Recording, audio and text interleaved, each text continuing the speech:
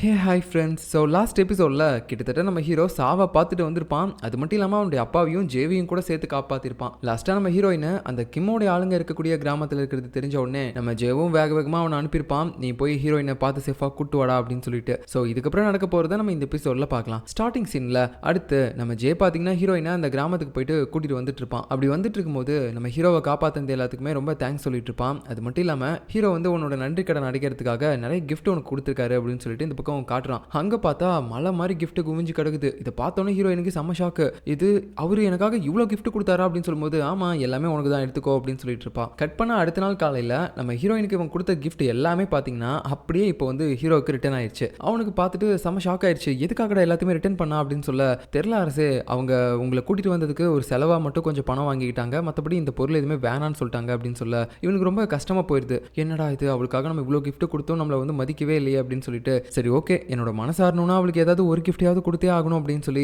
ஒரு ட்ரெஸ் பார்த்தீங்கன்னா கொடுக்குறான். அது வந்து ரொம்ப காஸ்ட்லியான ட்ரெஸ். அதை வந்து பெரிய பெரிய அரசு அதிகாரிங்க அப்புறம் இந்த இளவரசிங்க இவங்க தான் போடுவாங்க. ஸோ அந்த மாதிரி ஒரு ட்ரெஸ் அனுப்பும்போது ஹீரோயின் அதை பார்த்துட்டு ரொம்ப ஷாக் ஆயிட்டா. பரவாயில்ல நமக்காக பார்த்து பார்த்து வாங்கி கொடுத்துருக்காரு போலயே அப்படின்னு சொல்லிட்டு. ட்ரெஸ் மட்டும் இல்லை, அப்படியே கொஞ்சம் இந்த செருப்பு அப்புறம் சம் ஆக்சசரிஸ் இதெல்லாம் கொடுத்துருக்கான். இதை பார்த்தோன்னே ஹீரோயினுக்கு ரொம்ப சந்தோஷமா இருக்கு. அவ்வளோ பெரிய கிஃப்ட்லாம் கொடுத்தாரு, அதுலேருந்துலாம் வராத சந்தோஷம் இந்த ட்ரெஸ்ஸை பார்த்தோன்னே உனக்கு வந்துருச்சா என்ன அப்படின்னு சொல்லிட்டு நம்ம ஜே வேற அதை பார்த்து சிரிச்சிட்டு இருக்கான். அதுக்கப்புறம் நம்ம ஜே வெளியே போகும்போது அங்கே அவனை பார்த்து பேசுறதுக்காக நம்ம கிம்முடைய பொண்ணு வந்திருக்கா. நீ எதுக்காக இப்பெல்லாம் என்ன அவாய்ட் பண்ற? நம்ம ரெண்டு பேரும் ஒருத்தர் எவ்வளோ லவ் பண்ணணும்லாம் உனக்கு தெரியலையா என்ன? நீ என்னை ஏமாத்திட்ட. இப்போ உன்னுடைய அண்ணனை கல்யாணம் பண்ணி சொல்ற, அவனெல்லாம் என்னால் கல்யாணம் பண்ணிக்கவே முடியாது, நீ இல்லைன்னா நான் செத்துருவேன் அப்படின்னு சொல்லிட்டு இருக்கும்போது அதுக்கு நான் ஒன்றும் பண்ண முடியாது, நீயும் எனக்கு உண்மையா இருந்தியா என்ன? நிறைய தப்பு நீயும் பண்ணிருக்கல அப்படின்னு சொல்லிட்டு ஒரு மாதிரி குத்தி காட்டுற மாதிரி பேசுறான். அதாவது இவனுக்காக நம்ம ஹீரோவை கொலை பண்றதுக்காக போயிருப்பாள்ல அந்த கிம்முடைய பொண்ணு, அதுதான் வந்து இவன் இன்டெரக்டா சொல்லிட்டு இருக்கான். இப்படி இவங்க ரெண்டு பேரும் பேசிட்டு இருக்கும்போது அங்கே சின்னதாக ஒரு மரம் இருக்கும். அந்த மரத்து மேலே தான் நம்ம ஜே வந்து சின்ன வயசுல அடிக்கடி ஏறி போய் உட்காந்துட்டு இருப்பான். அப்போ அவனை கீழே இறங்க சொல்லி நம்ம கிம்முடைய பொண்ணு தான் அதிகமாக அவனை வந்து கூப்பிட்டுட்டே இருப்பா. ஸோ அதை பற்றிலாம் யோசிச்சு பார்த்து நான் முன்ன சொன்னதான் இப்பயும் சொல்கிறேன், இதுக்கு மேலே உனக்கும் எனக்கும் எந்தவித சம்மந்தமும் கிடையாது, நீ என்னை விட்டு தள்ளியே இரு அப்படின்னு சொல்லும்போது நம்ம கிம்முடைய பொண்ணுக்கு அப்படியே மறுபடியும் காண்டாகுது. நான் உன் கூட எப்படிலாம் வாழலான்னு கனவு காண்டண்டா, ஏன்டா இப்படிலாம் சொல்கிற அப்படின்போது அதான் சொல்லிட்டியே எல்லாமே கனவு தான். ஸோ கனவு என்னைக்கு நடந்திருக்கு, இது எல்லாமே ஒரு கெட்ட கனவாக நினச்சி நீ மறக்க வேணா செஞ்சிரு அப்படின்னு சொல்லிட்டு அவன் போகும்போது அந்த இடத்துல நம்ம ஹீரோயின் வேற அந்த புது ட்ரெஸ்லாம் போட்டு வந்து நிற்பாளா. அப்போ உடனே நம்ம ஜே அதை பார்த்துட்டு அவள் பக்கத்தில் போய் கையெல்லாம் பிடிச்சிட்டு இங்கே பாரு இவ்வளோ தான் நான் கல்யாணம் பண்ணிக்க போகிறேன், எனக்கு இவ்வளோ ரொம்ப பிடிச்சிருக்கு, இவ்வளோ நான் லவ் பண்ணுறா அப்படின்னு சொல்லும்போது ஹீரோயினுக்கு ஒன்றுமே புரியல. அதிர்ச்சியில் என்ன சொல்கிறீங்க அப்படின்னு மாதிரி கேட்க வரும்போது சரியா நம்ம ஜே கண்ணை காட்டுறான். ஒரு நிமிஷம் கம்முனிரு, நான் அதுக்கப்புறம் எல்லாத்தையுமே சொல்கிறேன் அப்படின்ற மாதிரி கண்ணை காட்டும்போது ஹீரோயினும் சரி ஓகே அப்படின்னு சொல்லிட்டு எதுவுமே பேசாமல் சைலண்டாகவே இருப்பா. ஸோ ஜே மறுபடியும் சொல்கிறான், இங்கே பாரு இப்பயாவது புரிஞ்சுக்கோ, நான் இதனால தான் உன்னை கல்யாணம் பண்ணிக்க மாட்டேன்னு சொல்கிறேன், எனக்கு பிடிச்ச ஒருத்தி இருக்கா அப்படின்னு சொல்லிட்டு ஒரு மாதிரி கோவத்தோடய பேசிட்டு போகிறான். இதெல்லாம் சொல்லும்போது ஜேவுக்கும் லைட்டாக கஷ்டமாக தான் இருக்குது. பட் இருந்தாலும் இதுக்கு மேலேயும் நம்மளை காப்பாற்றுறதுக்காக இவ கிறுக்குத்தனமாக வேற எந்த விஷயத்தையும் பண்ணிடக்கூடாது அப்படின்ற ஒரே காரணத்துக்காக மட்டும்தான் இப்படிலாம் பேசிட்டு போகிறான். அதுக்கப்புறம் நம்ம ஜேவும் ஹீரோயினும் வெளியே போகிறாங்க. அப்போது நம்ம ஜே வந்து ஹீரோயின்ட்ட மன்னிப்பு கேட்க ஆரம்பிக்கிறான். என்னை மன்னிச்சிரு, நான் சத்தியமாக அந்த மாதிரிலாம் சொல்லணும்னு யோசிக்கவே இல்லை, அவள் என்னை விட்டு விலகி போனால் மட்டும் தான் அவன் நல்லா இருப்பான்றதுக்காக தான் நான் டக்குன்னு உன்னை பார்த்து அப்படிலாம் சொல்லிட்டேன், என்னை மன்னிச்சிரு அப்படின்னு சொல்ல பரவாயில்ல இருக்கட்டும், எனக்கும் அதெல்லாம் தெரிஞ்சிச்சு, உங்களுக்குள்ள அவ்வளோ லவ் இருக்குல்ல, பட் இருந்தாலும் அந்த பொண்ணுக்காக அது எல்லாத்தையுமே நீங்கள் மூடி மறைச்சு என்ன லவ் பண்ணுறன்ற மாதிரி போய் சொல்லியிருக்கீங்க, உங்களை நினச்சா எனக்கு ரொம்ப கஷ்டமாக தான் இருக்குது அப்படின்ற மாதிரி ஹீரோயினும் அவனுக்கு ஆறுதலாக பேசிகிட்டு இருக்கா. இப்போ நெக்ஸ்ட் சீனில் நம்ம ஹீரோ பார்த்தீங்கன்னா இன்னைக்காவது ஹீரோயின் கூட எப்படியாவது நம்ம சூப் குடிச்சே ஆகணும், ஏன்னா இதுக்கு முன்னாடி அதை குடிக்க போய் தானே பயங்கரமான பிரச்சனைலாம் நடந்திருக்கும், ஸோ இன்னைக்கு அதை விடவே கூடாது அப்படின்னு சொல்லிட்டு அவன் ரெடி ஆகிட்டு இருக்கான். நம்ம ஷின்னுக்கு ஒன்றுமே புரியல, யாராஜா சாதாரண ஒரு பொண்ணை தானே பார்க்க போறீங்க, அதுக்கு எதுக்காக இப்படிலாம் நீங்கள் மேக்கப் பண்ணிட்டு போறீங்க அப்படின்னு சொல்லும்போது ஒன்றும் இல்லடா நான் எப்பயும் போல தான் கிளம்பிட்டு இருக்கேன் அப்படின்னு சொல்லிட்டு ஹீரோவும் போய் சொல்லிட்டு இருக்கான். பட் ஆக்சுவலாக அவனுக்கு அவன் ஒய்ஃப் மாதிரியே நம்ம ஹீரோயின் இருக்கா அப்படின்றத தாண்டி அவனுக்கு நம்ம ஹீரோயின் மேலேயே கொஞ்சம் தனிப்பட்ட ஃபீலிங்ஸ்லாம் வர மாதிரி தெரியுது. ஸோ அதுக்கப்புறம் நம்ம ஹீரோயினை பார்க்கறதுக்காக இவன் ஒரு சந்தைக்கு தான் போவான். அங்கே பார்த்தீங்கன்னா அவன் அந்த புது ட்ரெஸ்ஸை போட்டு வந்து நிற்கும் போது இவனுக்கு ஒரு செகண்ட் தன்னோட ஒய்ஃபே வந்து நிற்கிற மாதிரிலாம் ஃபீல் ஆகுது. அப்படியே கொஞ்சம் வச்சகன் வாங்காமல் பார்த்துட்டே இருக்கான். அதுக்கப்புறம் பார்த்தீங்கன்னா இவங்க எல்லாருமே சேர்ந்து அந்த சூப் குடிக்கிறதுக்காக ஒரு கடைக்கு போகிறாங்க. இந்த சூப்பை குடிக்கும்போது நம்ம ஹீரோவும் சொல்கிறான், நான் உனக்காக வேறு ஏதாவது ஒரு பெரிய ஏற்பாடு கூட பண்ணியிருப்பேன், பட் இருந்தாலும் நீ எதுக்காக இந்த சூப் தான் வேணும்னு சொல்லி கேட்ட அப்படின் போது இல்லை இந்த சூப்னால தான் நம்ம ரெண்டு பேரும் வந்து ஃபர்ஸ்ட் டைம் மீட் பண்ணோம், அதனால தான் ஒரு எமோஷனல் பாண்டிங் இது கூட இருக்குது அப்படின்னு சொல்லிட்டு மறுபடியும் இதை சாப்பிட்றதுக்காக உங்களை கூப்பிட்டேன் அப்படின்னு சொல்லிட்டு இருக்கும்போது ஹீரோ மறுபடியும் தன்னுடைய மனைவியே வந்து பேசுகிற மாதிரிலாம் அவனுக்கு தோணுது. அப்படியே பார்த்துட்டு இருக்கும்போது நம்ம ஹீரோயினும் சரி ஓகே இன்னைக்கு தான் நம்ம வந்து கடைசி நாள் மீட் பண்ண போகிறோம், நான் இதை குடிச்சு முடிச்சுட்டு மறுபடியும் என்னோட வீட்டுக்கு போக போகிறேன் அப்படின்னு சொல்லும்போது அவனுக்கு ஒரு மாதிரி ஆயிடுது.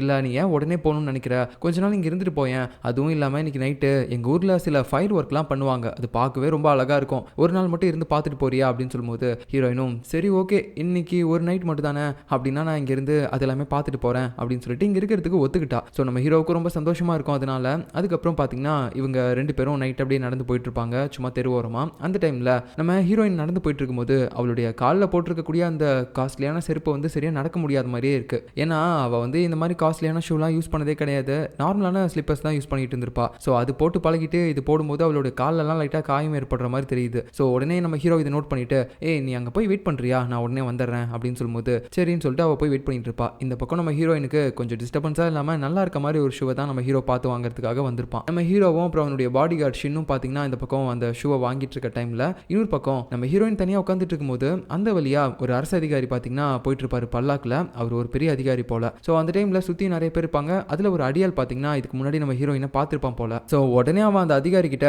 ஐயா இவளா நீங்கள் இதுக்கு முன்னாடி பார்த்துருக்கீங்களா என்ன அப்படின்னு சொல்லும்போது, இல்லடா பார்த்தது இல்லை, ஆனால் இவ போட்டிருக்க ட்ரெஸ்லாம் வச்சு பார்க்கும்போது ஏதோ பெரிய இடத்து போன மாதிரி தான் தெரியுது. ஐயோ அந்த அளவுக்கு பெரிய ஆள்லாம் இல்லையா, இவ நார்மலான கிராமத்து பொண்ணு தான். இதுக்கு முன்னாடி நம்ம இன்னொரு அரசு அதிகாரியோடைய மருமகளை அவர் கொல்ல பார்க்கும்போது அந்த பொண்ணை காப்பாற்றி விதவிகள் காப்பகத்தில் போய் விட்டால, ராஜா கூட சேர்ந்து எல்லாமே பண்ணால, அது இவ தான் ஐயா அப்படின்னு சொல்லும்போது, ஓ இவ தான், அது என்ன தைரியம் இருந்தால் இவ இந்த அளவுக்குலாம் பண்ணியிருப்பா, அதுவும் நம்ம அரசு அதிகாரியவே வந்து போலீஸ்களை மாட்டி விட்டாலே இவளை சும்மா விடக்கூடாது அப்படின்னு சொல்லி அந்த அரசு அதிகாரி என்ன பண்றாருன்னு பார்த்தீங்கன்னா அப்படியே கீழே இறங்கி போயிட்டு அவகிட்ட வந்து கொஞ்சம் வலிகிற மாதிரி பேசிட்டே இருக்காரு. என்னம்மா எதுக்காகமா நீங்க இருக்க, அதுவும் இல்லாமல் நீ சாதாரண ஒரு கிராமத்து பொண்ணு, நீ எதுக்காக இந்த மாதிரி காஸ்ட்லியான ட்ரெஸ்லாம் போட்டிருக்க, இதை உடனே கழட்டுன்னு சொல்லிட்டு அந்த ட்ரெஸ்ஸை பார்த்தீங்கன்னா ஒரு மாதிரி டச் பண்ணிட்டே இருக்காரு. நம்ம ஹீரோயினுக்கு செம்ம இரிட்டேட்டா இருக்கு. இது எல்லாமே பார்த்துட்டு என்ன பேசுறதுன்னு தெரியாம உட்காந்துட்டு இருக்கும்போது சரியா இது எல்லாத்தையுமே தூரமா இருந்து நம்ம ஹீரோவுடைய குண்டு அசிஸ்டன்ட்டும் பார்க்குறான். பார்த்த உடனே பார்த்தீங்கன்னா உடனே அடிச்சு பிடிச்சி ஓடிட்டு நம்ம ஹீரோ கிட்ட இந்த விஷயத்தெல்லாம் சொல்றான். அரசே அங்க ஒரு அரசு அதிகாரி ஹீரோயின் கிட்ட தப்பா நடந்துக்க பார்க்குறாரு அப்படின்னு சொல்லும்போது ஹீரோ எதை பற்றியும் யோசிக்காம வேகமாக ஓடிட்டு இருக்கான். இதே நேரத்தில் நம்ம ஜே இருக்கான்ல, அவனுக்கும் இந்த விஷயம் தெரியுது. ஸோ ஹீரோயினை காப்பாற்றுறதுக்காக அவனும் ஒரு பக்கம் நடந்து போயிட்டு இருப்பான். அப்போ உடனே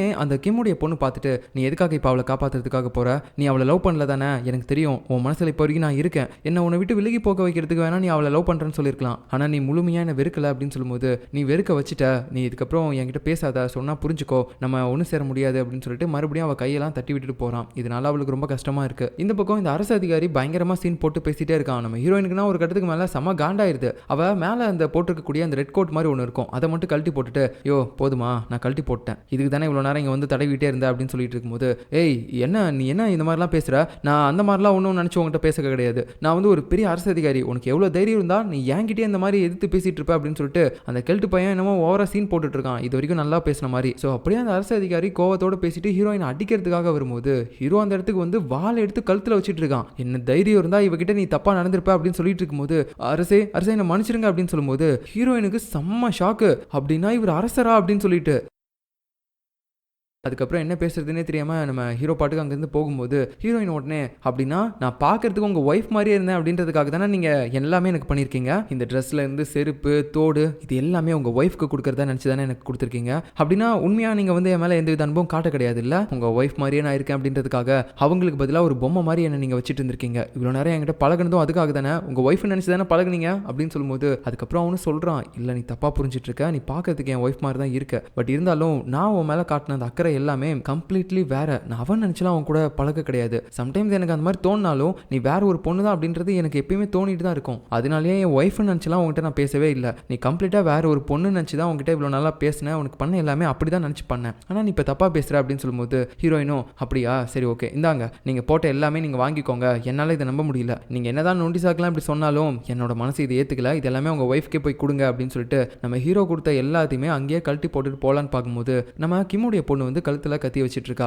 உனக்கு எவ்வளவு தைரியம் இருந்தா இந்த மாதிரி அரசர் கொடுத்த கிஃப்ட் எல்லாத்தையுமே அவமதிப்ப அப்படின்னு சொல்லிட்டு அவளுக்கு பனிஷ்மெண்ட் கொடுக்கறதுக்காக ரெடியா இருக்கும்போது கரெக்டா அந்த கத்தியை வந்து நம்ம ஜெய் பிடிக்கிறான். சொன்னா கேளு, அவளுக்கு தேவையில்லாம நீ எந்த பிரச்சனையும் கொடுக்காத விட்டு அப்படின்னு மாதிரி சொல்லிட்டு இருக்கான். ஏன்னா இவன் தன்னுடைய கேர்ள் ஃப்ரெண்ட் அவ அப்படின்னு சொன்னதுனால தானே இப்ப தேவையில்லாம இவகிட்டலாம் வந்து நம்ம கிம்முடைய பொண்ணு இப்படி பிரச்சனை பண்ணிட்டு இருக்கா, அதனால தான் தேவையில்லாம எதுவும் பண்ணாத விட்டுன்னு சொல்லிட்டு இருக்கும்போது நம்ம ஹீரோவும் அப்படியே வந்து அந்த கத்தியை பிடிக்கிறான். அவனுடைய கையில இருந்து ரத்தம்லாம் வந்துட்டு இருக்குது. அதுவும் இல்லாம நம்ம ஹீரோயினோட கழுத்துலயும் லைட்டா அந்த கத்தி மூலமா ஒரு கீறல் ஏற்பட்டிருக்கும். ஸோ அப்படியே மூணு பேரும் அப்படியே ஒருத்தர் பார்த்துக்கிட்டே இருக்கும்போது ஹீரோ கடைசியாக அந்த கத்தியை வாங்கி கீழே போட்டுறான். அதுவும் இல்லாமல் இந்த இடத்துல அந்த கிம்முடைய பொண்ணுகிட்ட நம்ம ஜே பேசின எல்லாத்தையுமே பார்க்கும்போது நம்ம ஹீரோ கண்டுபிடிச்சிட்டான் இவங்க ரெண்டு பேரும் லவ் பண்ணுறாங்க போல அப்படின்ட்டு. அதுக்கப்புறம் அப்படியே கட் பண்ணா நம்ம ஹீரோயினும் ஒரு ஆத்தோரமாக உட்காந்துட்டு கொஞ்சம் ஃபீல் பண்ணிட்டு இருப்பா. நம்ம தேவையில்லாமல் அவரை வந்து கொஞ்சம் ரொம்ப கஷ்டப்படுத்துற மாதிரி பேசிட்டோமோ, ஆல்ரெடி அவரே தன்னுடைய ஒய்ஃபை வேற இழந்திருப்பாரு, நான் வேற தேவையில்லாமல் இப்போ கொஞ்சம் ரொம்ப ஹார்ஷாக பேசிட்டேன் அப்படின்னு சொல்லிட்டு அவ இருக்கும்போது நம்ம ஜே இருக்கான்ல, அவன் வந்து நம்ம ஹீரோயினுக்கு குளிரக்கூடாது அப்படின்னு சொல்லி மேலே துண்டெல்லாம் போட்டு விடுறான். அது மட்டும் இல்லாமல் அவளுடைய காலுக்கு ஏற்ற மாதிரி ஒரு நார்மலான நார்மலான ஸ்லிப்பரையும் பார்த்தீங்கன்னா அவளுக்கு போட்டு விடுறான். இதெல்லாம் இவன் ஏன் பண்ணுறான்னா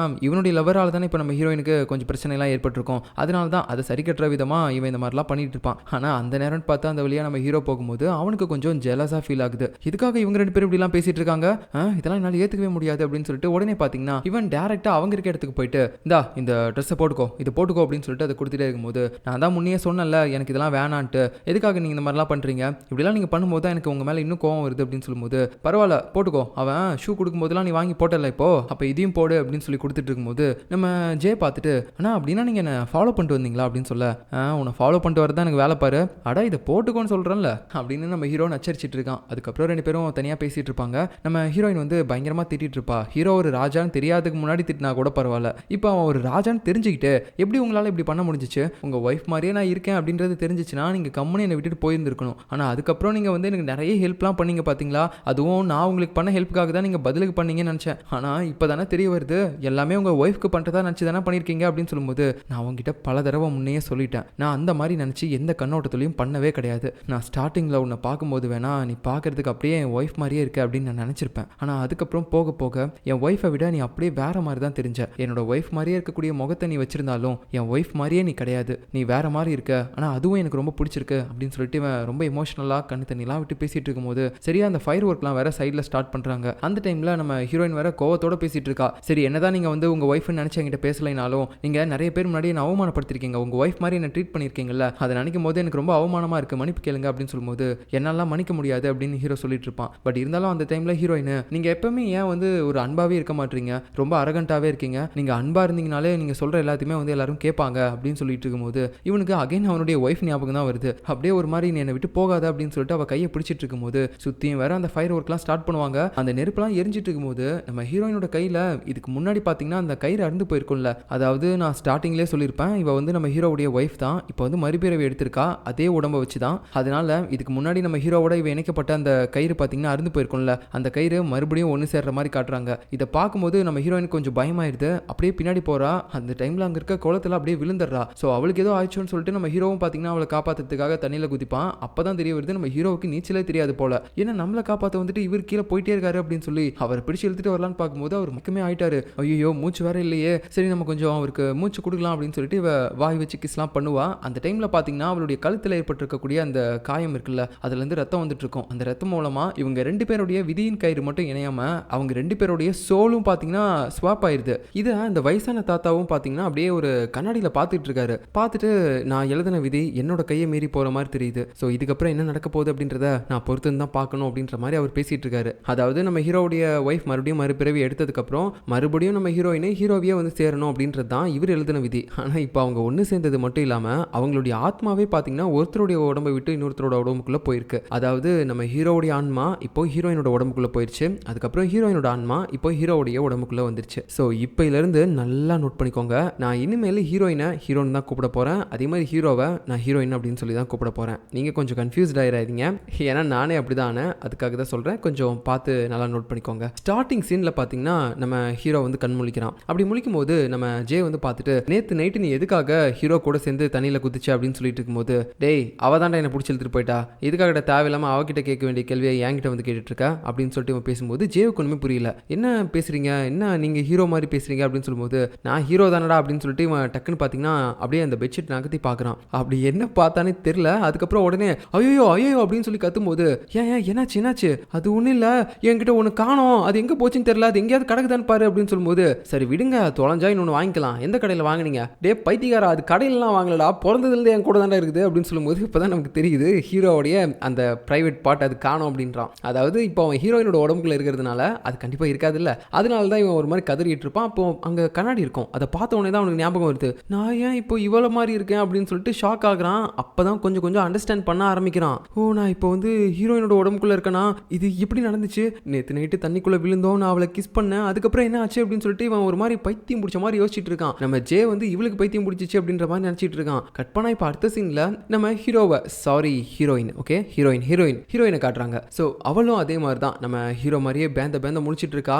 அப்புறம் அப்படியே பெட்ஷீட்டை நகர்த்தி விட்டு பார்த்துட்டு என்னமோ எனக்கு இருக்குது கீழே அப்படின்னு சொல்லிட்டு இருக்கா. ஸோ இப்படி இவ கதறதை பார்த்துட்டு ஐயோ அரசே என்னாச்சு என்ன இருக்குது அப்படின்னு சொல்லிட்டு எல்லாருமே ஓடி வருவாங்க. அப்பதான் இவளுக்கு தெரிய ஆரம்பிக்குது, ஓ நான் இப்போ இவனுடைய உடம்புக்குள்ள இருக்கனா அப்படின்னு சொல்லிட்டு. அது தெரியாம உடனே நம்ம குண்டு பையன் இருக்கான்ல அவன் வேற ஓடி வந்துட்டு இங்க நகருங்க நான் பாக்குறேன் அப்படின்னு சொல்லிட்டு பெட்ஷீட் நகர்த்தி விட்டு அவங்க பார்க்க வரும்போது நம்ம ஹீரோயின் வந்து இந்த இடத்துல டக்குன்னு ஒரு பெண் மாதிரி ஃபீல் பண்ண ஆரம்பிச்சு பண்ணாடா எங்கடா வந்து எட்டி பாக்குற அப்படின்னு சொல்லிட்டு அவன் நெஞ்சு மேலேயே ஒரு மிதி அப்படியே பறந்து போய் விழுந்துடுறான். அதுக்கப்புறம் நம்ம ஹீரோயினுக்கு இப்போ பைத்தியமே பிடிக்கிற மாதிரி இருக்குது. நான் எப்படி அவன் உடம்புக்குள்ள வந்தேன், இல்ல இதுக்கு வாய்ப்பே இல்லை அப்படின்னு சொல்லிட்டு அவ பாட்டுக்கு கிறுக்கித்தனமா வெளியே ஓடிட்டே இருக்கா. அரசே எங்க போறீங்க அப்படின்னு சொல்லிட்டு எல்லாருமே அவனை ஃபாலோ பண்ணி வந்துட்டே இருக்காங்க. அதுக்கப்புறம் அங்க தோட்டத்துல இந்த செடியெல்லாம் வெட்டுறதுக்காக ஒரு பெரிய கத்திரிக்கோலை வச்சிருப்பாங்க.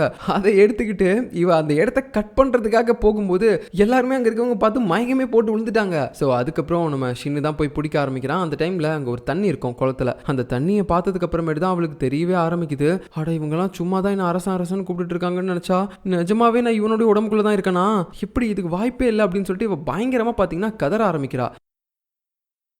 இன்னொரு பக்கம் நம்ம ஜே இருக்கான்ல, அவன் வந்து ஹீரோயினை சரி நீ பேசுறதெல்லாம் பார்த்தா உனக்கு ஏதோ மண்டையில் அடிபட்டுருச்சுன்னு நினைக்கிறேன், தண்ணியில் விழுந்ததுனால நீ கொஞ்சம் படுத்து ரெஸ்ட் எடு என்ன அப்படின்னு சொல்லி அவளுடைய தலையை தட்டி கொடுக்கும்போது அவள் பார்த்தீங்கன்னா எட்ரா கையா உனக்கு எவ்வளோ தைரியம் தான் என் மண்டையிலே கை வைப்பேன் அப்படின்னு சொல்லும்போது ஜேவுக்கு ஒன்றுமே புரியல. என்ன வாடா போடான்லாம் கூப்பிடுறா, ஆமாம் அப்படி தான் கூப்பிடுவேன், இன்னும் புதுசாக கூப்பிட்ற மாதிரி பேசுகிறா அப்படின்னு சொல்லிட்டு நம்ம ஹீரோ பார்த்தீங்கன்னா பேசிகிட்டு இருக்கான். அதுக்கப்புறம் நம்ம ஹீரோயின் இந்த பக்கம் படுக்க போட்டு அவள் உடம்பு முழுக்க பார்த்தீங்கன்னா அக்குபஞ்சர் முறையில் நிறைய குத்தி வச்சிருக்காங்க, ஊசியாக குத்திருக்காங்க. ஸோ அவளுக்கு ஒரு மாதிரி இப்போ ஷர்ட்லாம் இல்லாமல் இருக்கிறத பார்க்கும்போது ரொம்ப ஆக்வர்டாக இருக்குது. ஏன்டா இப்போ ஷர்ட்லாம் இல்லாமல் என்ன உட்கார விட்டுருக்கீங்க, இதுக்காக இப்படிலாம் பண்ணுறீங்க அப்படின்னு சொல்லிட்டு ஒரு மாதிரி பார்த்தீங்கன்னா அவள் இப்போ வரைக்கும் நம்ம ஹீரோவோட உடம்புல இருக்கும். ஸோ அதுக்கேற்ற மாதிரி நம்ம பேசணும், அதுக்கேற்ற மாதிரி நடந்துக்கணும் அப்படின்னு சொல்லி எதுவுமே தோண மாட்டேங்குது. அவள் பொண்ணு மாதிரியே நினச்சி பேசிகிட்டே இருக்கா. ஸோ அதுக்கப்புறம் இவளுக்கு இங்கே ஒரு விஷயம் தெரிய வருது. ஸோ நான் இப்போ வந்து ஹீரோவுடைய உடம்புக்குள்ளே வந்திருக்கேன் அப்படின்னா ஹீரோ வந்து கண்டிப்பாக என்னோட உடம்புக்குள்ளே தானே போயிருப்பான். அதனால நம்ம இப்போ அவனை பார்க்கணும், அதாவது என்ன பார்க்கணும் அப்படின்னு சொல்லி இவங்க கிட்ட கேட்கலாம் அப்படின்ட்டு நான் நேற்று ஒரு பொண்ணோட தண்ணியில் விழுந்தேன்ல, அந்த பொண்ணை போய் உடனே இங்கே கூட்டுவாங்க, நான் அவளை பார்க்கணும் அப்படின்னு சொல்லும்போது நம்ம பாடி கார்டு ஷின்னு அப்புறம் அந்த குண்ட் அசிஸ்டன்ட் இருக்காங்களா அவங்க ரெண்டு பேருக்கும் ஷாக் ஆயிடுச்சு.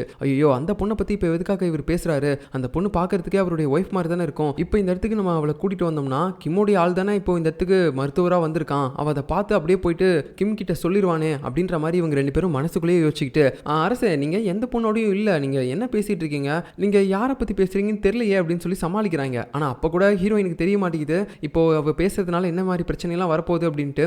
உடனே சொல்றா அதான் அன்னைக்கு நான் ஒரு பொண்ணை காலை வெட்ட போறதுல இருந்து காப்பாத்தினல, அந்த பொண்ணை தான் சொல்றேன் ஒழுங்கா அவளை கூட்டுவாங்க அப்படின்னு சொல்லிட்டு இருக்கான். ஸோ உடனே இவங்க ரெண்டு பேரும் சமாளிச்சுட்டே இருக்காங்க, இல்ல நீங்க யாரையுமே காப்பாத்தல அப்படின்னே சொல்லிட்டே இருக்காங்க. பட் இருந்தாலும் இங்க இருக்கக்கூடிய கிம்முடைய ஆட்கள் எல்லாருமே இந்த விஷயத்த கேட்டுறாங்க. அதுக்கப்புறம் இந்த மருத்துவர் வந்துட்டு அரசே நீங்க கவலைப்படாதீங்க, இப்போ கடைசியா ஒரே ஒரு நீடில் மட்டும் நான் குத்திட்டுனா வேலை முடிஞ்சு உங்களுக்கு எல்லாமே சரியா போயிடும் அப்படின்னு சொல்லும்போது என்னடா ஊசி இது, இது ஊசி மாதிரி தெரியல கடப்பாற மாதிரி இதுடா, தயவு செஞ்சு எடுத்துட்டு போயிடுறா, என்ன கொலை பண்ண பாக்குறீங்களா என்ன அப்படின்னு சொல்லிட்டு நம்ம ஹீரோயின் பாத்தீங்கன்னா கதறிட்டு இருக்கா. ஸோ இன்னொரு பக்கம் நம்ம ஷின்னோ அப்புறம் அந்த குண்டு அசிஸ்டன்ட்டும் நினைச்ச மாதிரியே தான் அங்க மருத்துவர் கூட போன ஒரு பணிப்பெண்ணு அங்க நம்ம ஹீரோ பேசின எல்லாத்தையுமே, அதாவது நம்ம ஹீரோயின் இப்போ ஹீரோட உடம்புல இருந்து பேசின எல்லாத்தையுமே வந்து கேட்டு அப்படியே நம்ம கிம் கிட்ட வந்து சொல்றா, இந்த மாதிரி அரசர் என்னன்னே தெரியல, யாரோ ஒரு பொண்ணோட பேரை சொல்லி அவளை வந்து கூப்பிட்டுவாங்கன்னு சொல்லிட்டே இருக்காரு, அந்த பொண்ணு தான் ஆக்சுவலா அன்னைக்கு வந்து அவர் காப்பாத்திட்டு வந்தாரு கால் வெட்டுறதுல இருந்து அப்படின்னு சொல்லும்போது அந்த பொண்ணு எதுக்காக அவன் பார்க்கணும்னு நினைக்கிறான், அன்னைக்கே நான் இதை பத்தி கேட்கும்போது அவளுக்கும் அவனுக்கும் ஒண்ணுமே இல்லை அப்படின்னு தான் சொன்னான், அப்படி இருக்கும்போது மறுபடியும் எதுக்காக அவளை பார்க்க நினைக்கிறான் அப்படின்னு சொல்லிட்டு இந்த பக்கம் கிம் வேற ஏதோ வில்லத்தனமா யோசிச்சுட்டு இருக்கும்போது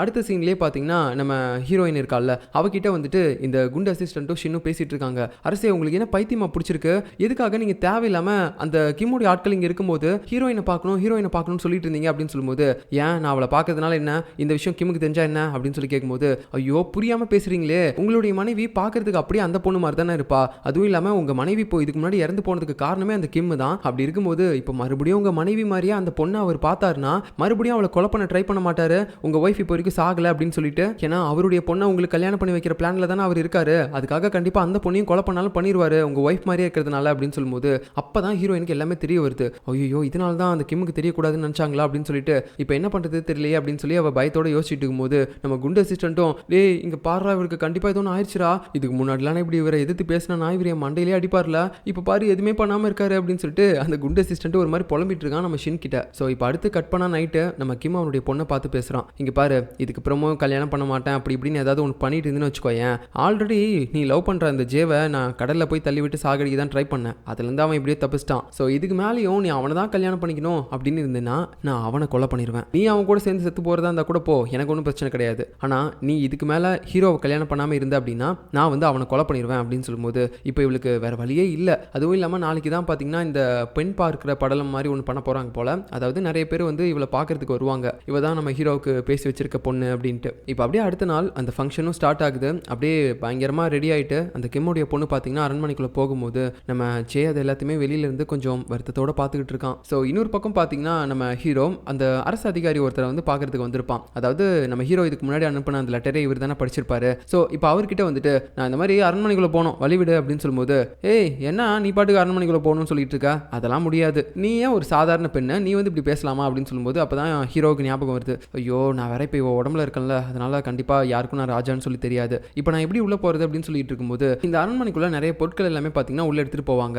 அந்த பொருள் எல்லாத்தையுமே செக் பண்ணி அனுப்புகிற வேலை தான் இந்த அரசு அதிகாரியோட வேலை. ஸோ இப்போ அந்த பொருளோட போயிட்டு பொருளை நம்ம ஹீரோ ஒளிஞ்சிக்கிறான், அப்படியே உள்ளே கொண்டு போயிடுவாங்க அப்படின்னு சொல்லிட்டு. ஆனால் இந்த அரசு அதிகாரி வந்து செக் பண்ணி பார்த்து தான் உள்ளே எடுத்துகிட்டு போவார் போல. அது மூலமாக நம்ம ஹீரோ இருக்கிறத கண்டுபிடிச்சிடுறாரு. ஸோ இப்படி நம்ம ஹீரோ இங்கே சண்டை போட்டுட்டு இருக்கும்போது அங்கே ஒருத்தர் வந்து நம்ம ஹீரோவை பார்க்குறாரு. அப்படியே இப்போ பார்த்தீங்கன்னா நம்ம ஹீரோவுடைய பாட்டி கிட்ட அவரை கூட்டு போகிறாங்க. அதாவது நம்ம ஹீரோவோட பாட்டி தான் இவளை பார்க்கணும் அப்படின்னு சொல்லியிருப்பாங்க. ஏன்னா நம்ம ஹீரோவுடைய இந்த பாட்டிக்கு நல்லாவே தெரியும் ஹீரோவோட ஒய்ஃப் வந்து பார்க்கறதுக்கு அப்படியே இவ்வளோ மாதிரி தான் இருப்பா அப்படின்னு சொல்லிட்டு. அதனால இப்போ இவன் மூலமாக இந்த கல்யாணத்தை நடக்க விடக்கூடாது அப்படின்னு சொல்லி அவங்க பிளான் பண்ணுறாங்க. அதுக்காக தான் நம்ம ஹீரோவையும் இப்போ உள்ள கூட்டு வந்திருக்காங்க.